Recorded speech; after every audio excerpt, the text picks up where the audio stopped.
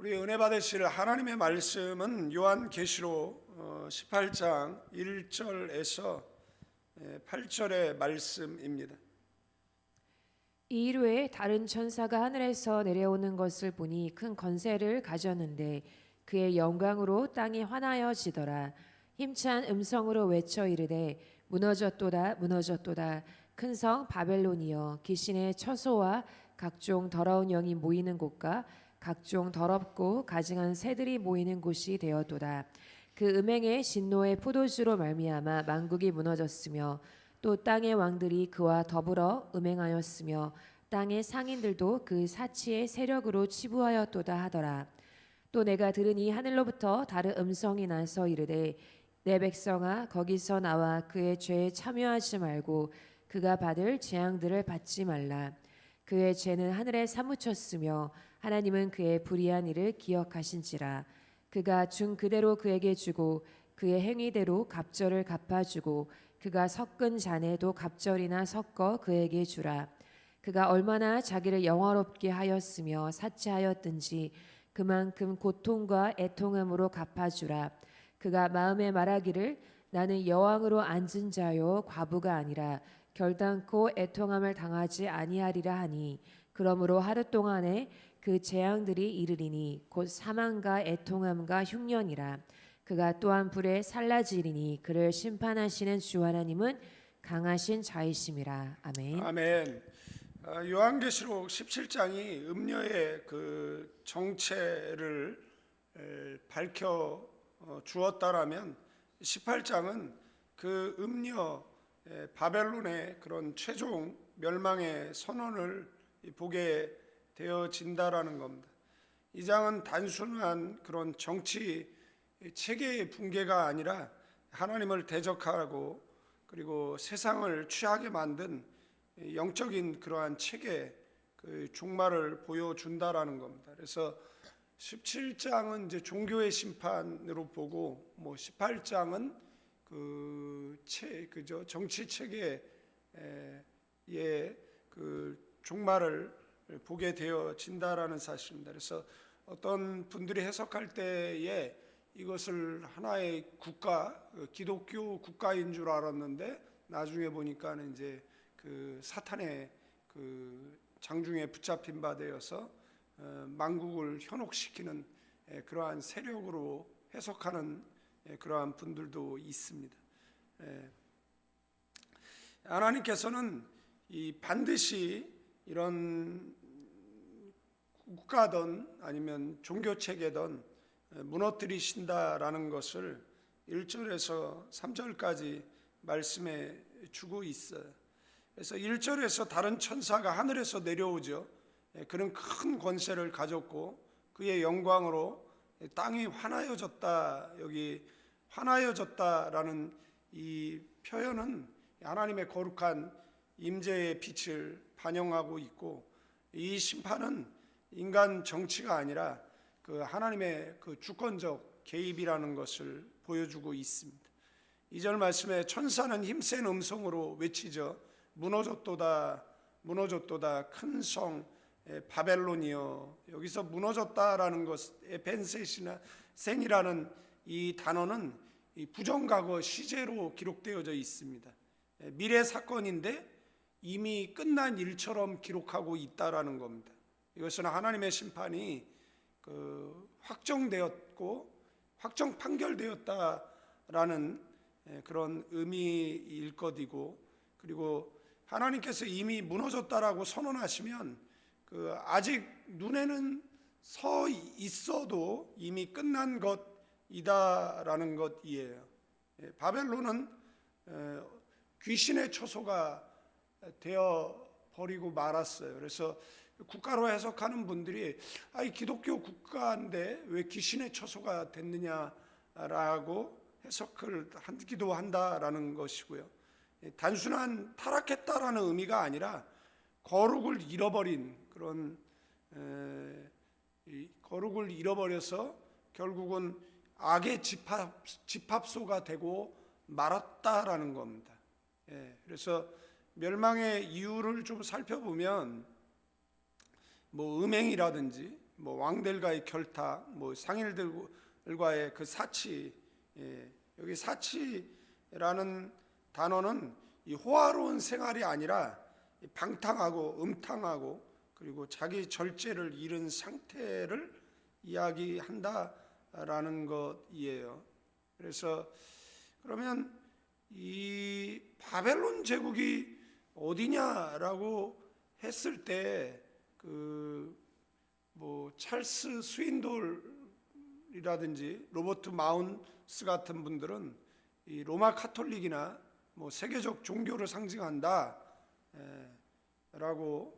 그런데 이제 그거는 이제 앞에 17장에서 말씀을 드렸어요. 그러니까 음녀가 앉은 곳이 7산이 있는 곳이다라고 하면은 그 로마 바티칸 앞에 7산이 있다라고. 그래서 이 당시에 성경을 읽는 사람들은 아, 이거 노마를 이야기하는구나 뭐 이렇게 뭐 바로 이해가 됐어요. 그러나 이것이 현대에 와서 뭐 로마냐라고 이야기했을 때는 그렇게 로마가 이탈리아가 그렇게 무슨 세계적인 그런 뭐 무역의 중심이고 뭐 영향을 끼치고 이것은 아니니까 그 당시에는 이제 뭐 노마로 해석할 수 있었지만 뭐 지금은 달리 해석해야 되지 않냐 뭐 이런 이야기고요. 그래서 뭐 포괄적 의미에서 뭐 하나님을 적대시하는 그런 인본주의적 그런 세상을 상징한다 뭐 이렇게 넓은 의미에서 해석하는 경우들도 있습니다. 그리고 또 어떤 학자들은 그 경제적인 힘을 가진 그런 제국의 그런 도시를 상징한다라고 하면 어디일까 뭐 생각할 수 있잖아요. 어디일까라고 했을 때 뉴욕으로 보는 겁니다. 미국의 뉴욕으로. 왜냐하면 그곳이 뭐 금융의 중심이고 그다음에 이제 무역의 중심이고 그다음에 거기에 이제 뭐 유엔이라든지 뭐 이런 있잖아요. 그래서 또 그렇게 해석하시는 분들이 있어요. 그래서 이 국가가 기독교 국가인데 왜 귀신들이 모이는 그 장소가 됐느냐라고 이야기하는 것이죠. 그래서 왜 이렇게 됐느냐라는 것이죠. 그래서 미국이 그래도 뭐 기독교 국가잖아요. 기독교 국가고 지금 뭐 다시 뭐 그 위대한 뭐 미국 그래서 다시 그 청교도의 정신을 뭐 일으키려고 하지만 이제 지금이 그런 거고 나중에 이제 미래적으로 봤을 때 이제 이 나라가 미국이 아니냐 뭐 이제 이렇게 해석하시는 분들도 있다라는 거예요.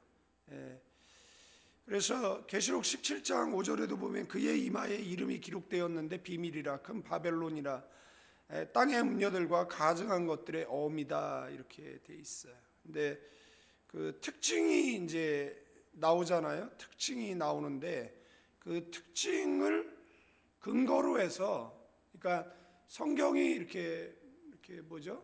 이렇게 이것을 해석할 수 있는 근거를 이렇게 조금씩 제공하고 있기 때문에 뭐 과거에는 달리 해석을 했겠죠. 그러나 현대에 와서 이게 가장 부합하는 나라가 어디냐 뭐 이제 그런 생각들을 할 수 있는 거죠. 뭐 포괄적으로 볼 거냐 아니면 좀 좁은 의미에서 볼 거냐 도시로 볼 거냐 아니면 뭐 국가로 볼 거냐 뭐 이렇게 뭐 해석이 조금씩 차이가 있다라는 것이고 그래서 이 바벨론 이 국가는 뭐 종교적인 권력이라고 보다는 뭐 종교적 권력은 이제 17장에 나오는 내용인 것이고요. 뭐 경제적 힘을 이야기한다라고 보는 것입니다. 그래서 뭐 무역이 너무 왕성해서 뭐 어마어마한 부를 누리고 있고, 그죠? 그래서 사치와 그리고 그 재산 축적, 그 음행 뭐 이런 것들이 기술되어져 있잖아요.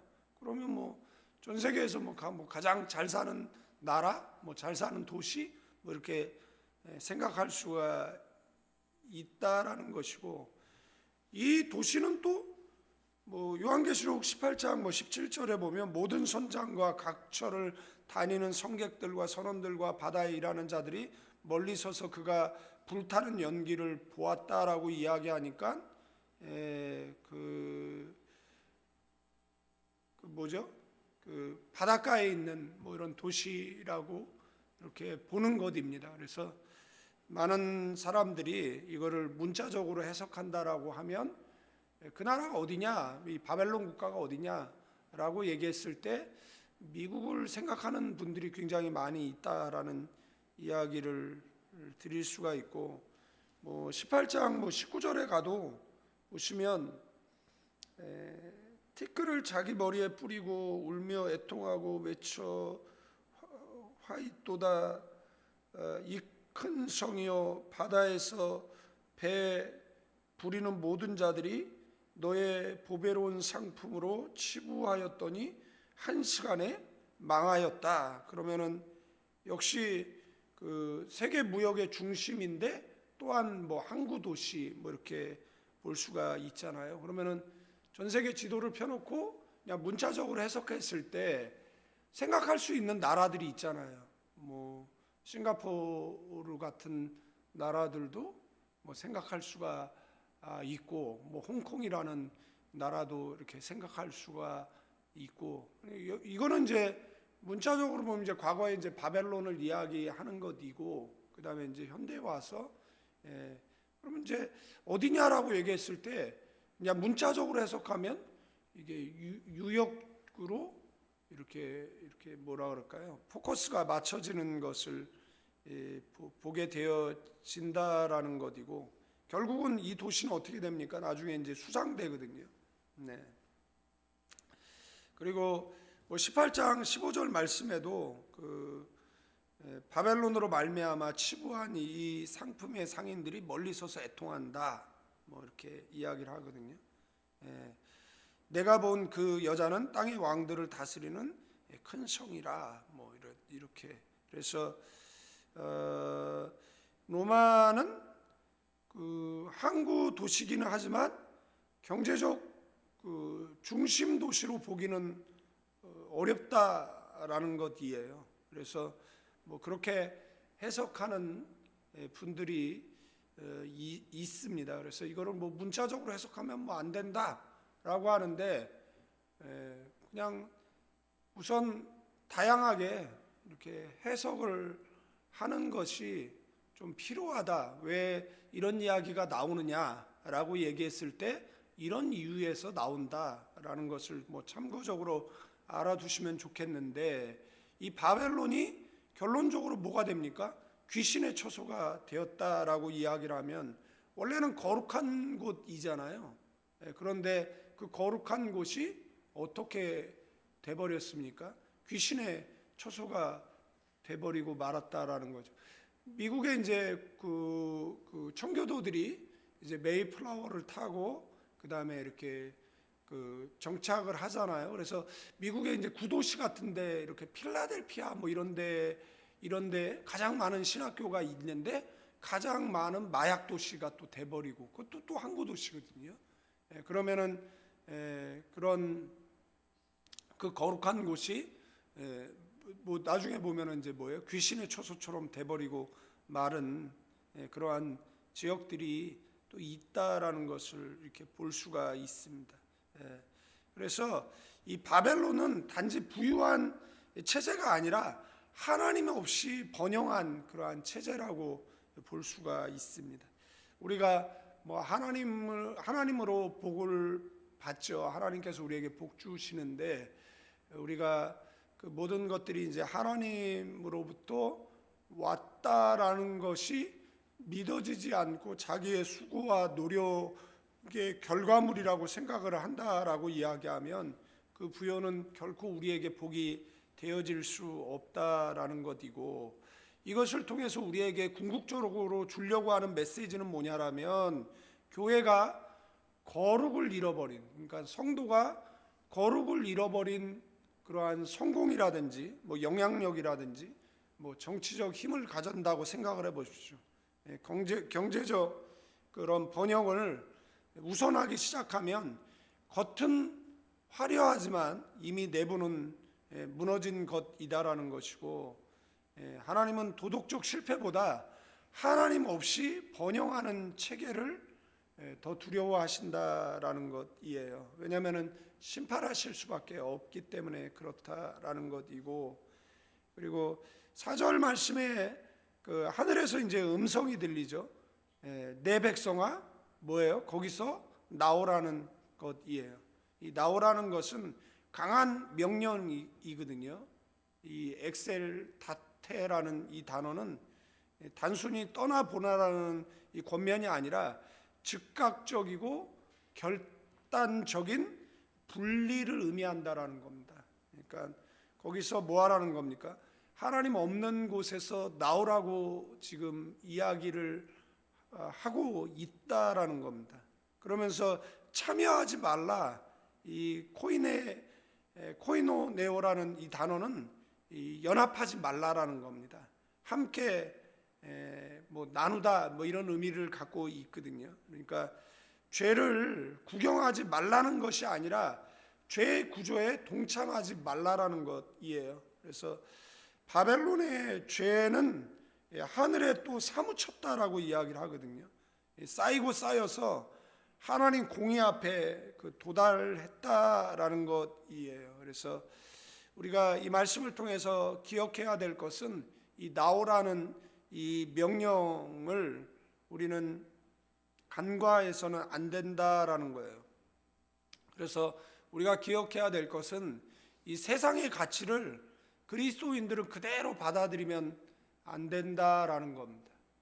세상의 가치를 그대로 받아들이면 안 된다라는 것이에요. 그러니까 뭐 우리가 뭐 대놓고 뭐 동성애 교회에서 뭐 반대를 외치지는 않죠. 왜냐하면 교회 안에 있는 동성애자들은 없거든요. 그것을 다 죄라고 알고 있어요. 그러나 그런 법안들이 뭐 통과가 되는데 뭐 교회가 앞장을 선다든지 아니면은 그런 거 하지 말라라고 이렇게 표를 찍어가지고 국회에 내보낸 그리스도의 전사들이 있잖아요. 그런데 이 사람네들이 권력에 취해가지고 그 부에 취해가지고 그 뇌물에 취해가지고 그 다음에 결국은 그 인생 자체가 뭐가 됩니까? 귀신의 처소가 돼버리고 마른 것이잖아요. 뭐 바벨론 국가가 돼버리고 마른 것이잖아요. 지금 뭐 그 국회의원들 가운데 175명이 자신의 신앙이 기독교라고 밝히고 있는데 걔네들 하는 짓을 보십시오. 그러니까 뭐 하나님 이용해 가지고 뭐 대통령도 되고 뭐 국회의원도 되고 뭐 그랬지만 우리가 보는 입장에서는 저 귀신 들린 애들이잖아요. 딱 그죠? 권력 뒤에 타가지고 저기 귀신의 앞잡이 하고 앉아 있는 것이잖아요. 뭐 반기독교적인 그러한 법안들에 자신들의 이름을 올리고 뭐 그런 것이잖아요. 그러니까 그런 것에 동참하지 말라라고 이야기를 하는 것인데 이게 뭐하라는 거예요?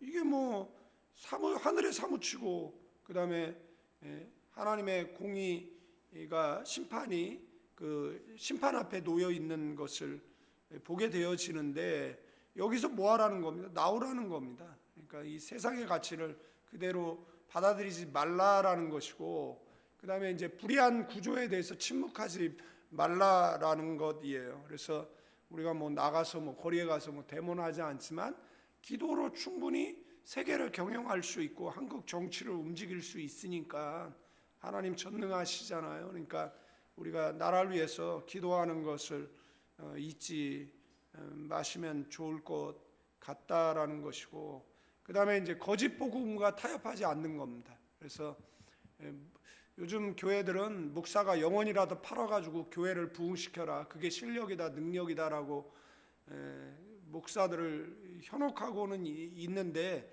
그럼에도 불구하고 그 진리를 사수하고 진리를 전하고 저와 여러분들도 진리 가운데 서 있는 저와 여러분들 되어지기를 주님의 이름으로 축원드리겠습니다. 교회가 진리를 희생하면서까지 세상의 환영을 얻으려고 한다라면 이거는 이미 바벨론 구조에 참여한 것이다라는 거죠. 그래서 뭐라고요? 엑셀 다테 나오라는 겁니다. 장소 이동이 아니라 가치관을 이동시키라고 이야기하고 있는 말씀이다라는 겁니다. 그래서 문자적 해석에 대해서는 제가 뭐 서두에 말씀을 드렸고, 그래서 맞을 수도 있고 틀릴 수도 있어요. 왜냐하면은 뭐 계속 변하는 것이잖아요. 지금 세계 패권을 미국이 거머쥐고는 그러니까 세계 패권이 미국이 거머쥐고 있지는 않았잖아요. 그러니까 옛날에는 뭐 해가 지지 않는 나라, 뭐 대영제국 그러면은 영국인가? 뭐 그 당시에 생각할 수 있잖아요. 그런데 해가 져버렸잖아요. 그리고 지금 이 이 경제라든지 이런 것들이 지금 세계로 움직이는 뭐 기축재정이라고 그러죠. 무역의 이제 통화인데 그게 화폐 전쟁이라고 이야기를 하는데, 그게 이제 뭐 유로화라든지 그다음에 무역은 이제 달러로 하죠. 그러니까는 미국 달러, 그다음에 이제 이거를 이제 중국 우산 아래에 있는 나라들은 위안화로 하려고 하는 시도를 계속하지만 미국한테 뭐 싸움이 안 되잖아요. 군사력이 중국의 한 2배 되니까는 중국이 뭐 한참 있어야 아마 미국을 이겨먹겠죠. 그래서 뭐 위안화라든지 그다음에 뭐 유로화라든지 뭐 이것을 지금 세계가 계속해서 기축재정 가지고 싸우잖아요. 그러니까는 이런 모든 것을 종합적으로 볼 때 이 바벨론 국가가 뭐 미국이라고 이야기하는 것도 일리는 있다, 뭐 이렇게 보는 것이고, 그러니까 해석의 스펙트럼이 이렇게 좀 넓어야지 뭐만 얘기하면은 그거는 뭐 세대주의고 그거는 뭐 문자적 해석이고 뭐 그거는 뭐고 그래서 뭐 얘기를 하면은 뭐 이렇게 명확한 대답도 안 하는, 그래서 또 오히려 교인들을 더 헷갈리게 만드는 것보다는 그냥 이런 다양한 해석이 있다라는 이제 말씀을 드리는 거고, 그리고 이렇게 개혁주의적 입장에서 이 말씀 드리는 거는 또 말씀을 드리는 겁니다. 그래서 6절에서 이제 8절의 내용 속에는 하나님은 공의로우시잖아요. 그래서 하나님께서는 반드시 뭐 한다라는 거예요? 갚아주신다라는 겁니다.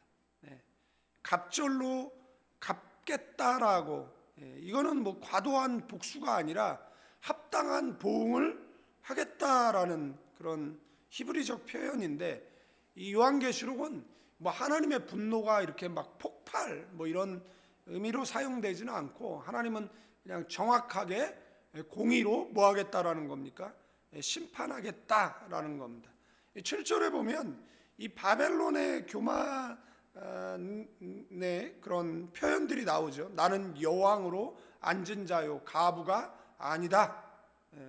이 말은 어떤 표현이냐면 나는 안전하다, 나는 절대 무너지지 않는다, 이런 확신이죠. 그런데 8절의 말씀에 보니까 하루 만에 무너져 버리고 만다라는 겁니다.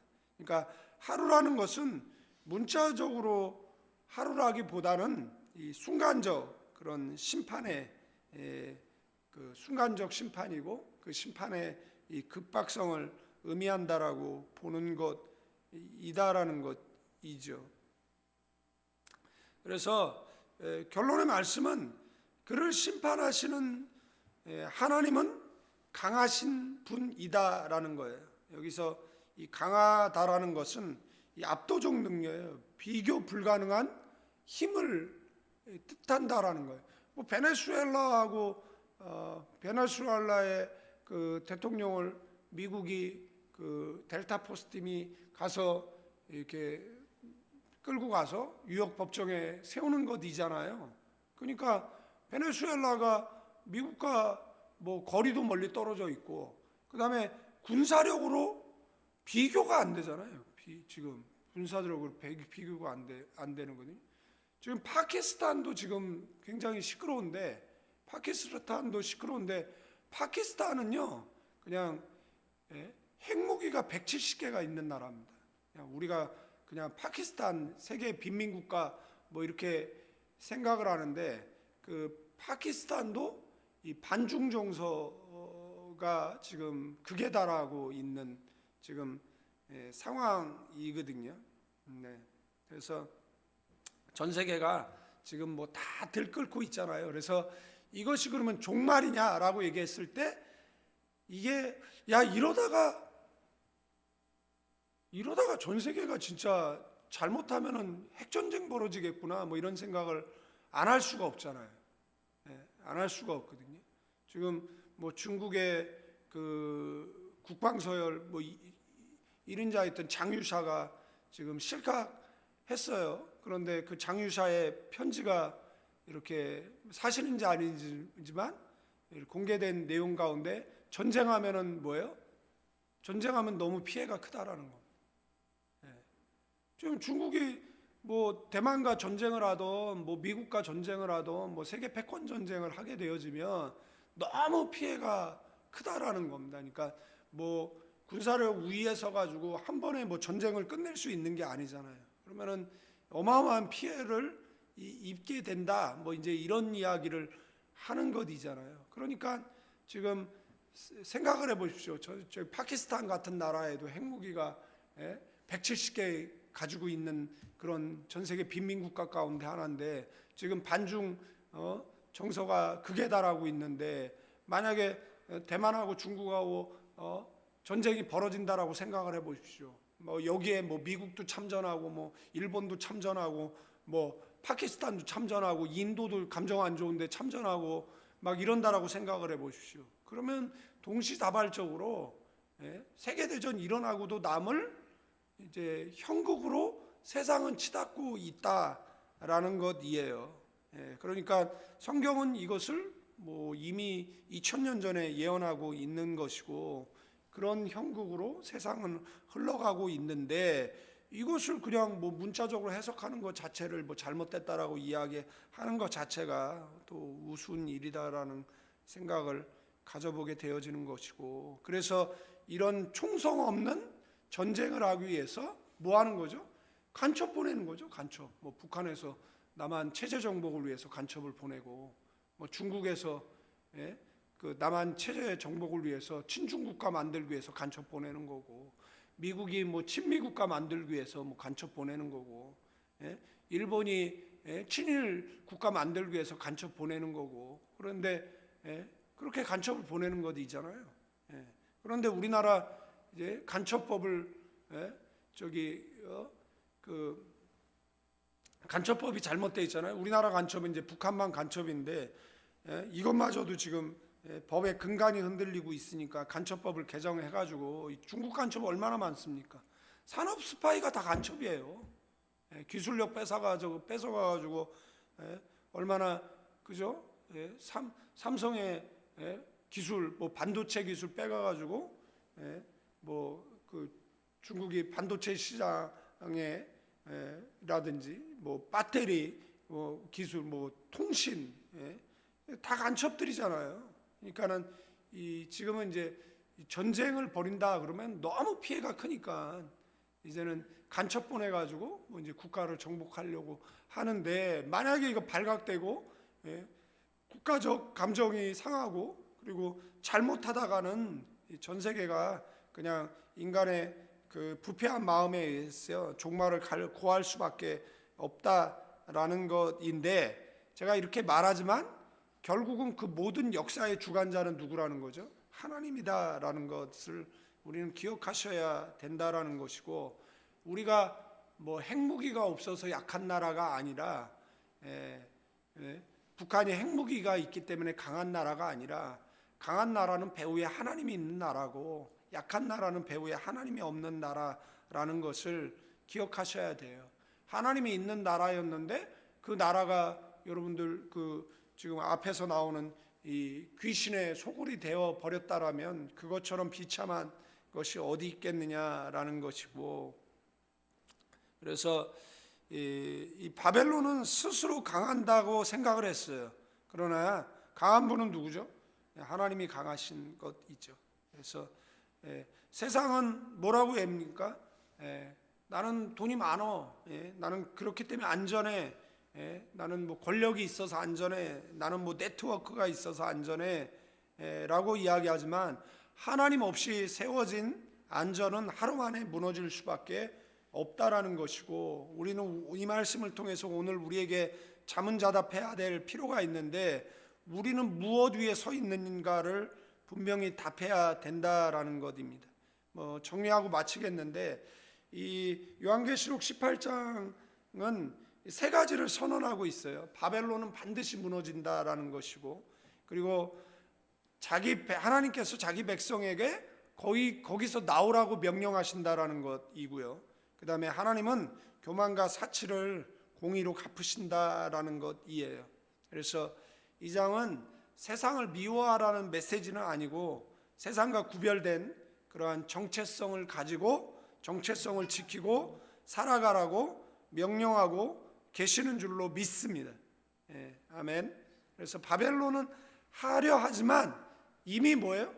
무너진 도시, 그러니까 운명이 정해진 그러한 도시, 국가, 세상 라고 볼 수가 있는 거예요. 그래서 성도는 무너질 도시에 투자하는 사람이 아니라 영원한 도성을 기다리는, 우리의 보물을 하늘에 쌓고 그 다음에 영원한 도성을 기다리는 저와 여러분들 되어지기를 주님의 이름으로 축원드리겠습니다.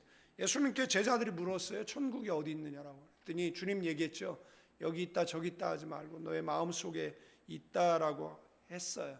그러면 우리의 심령에 그 천국을 이루고 살아가는, 그러니까 우리가 어디에 서 있는가, 바벨론을 동경하고 살아가는가, 아니면 하나님의 도성을 바라보고 살아가는가, 기억하고 살아가는 저와 여러분 되기를 주님의 이름으로 축원드리겠습니다. 이제는 우리 주 예수 그리스도의 은혜와 우리 아버지 하나님의 극진하신 사랑, 성령님의 감화 감동 교통 충만 축복하심이 이 새벽에 나와 기도하는 믿음의 사람들 가나안 교회 위에 이제로부터 영원까지 함께 계실지어다.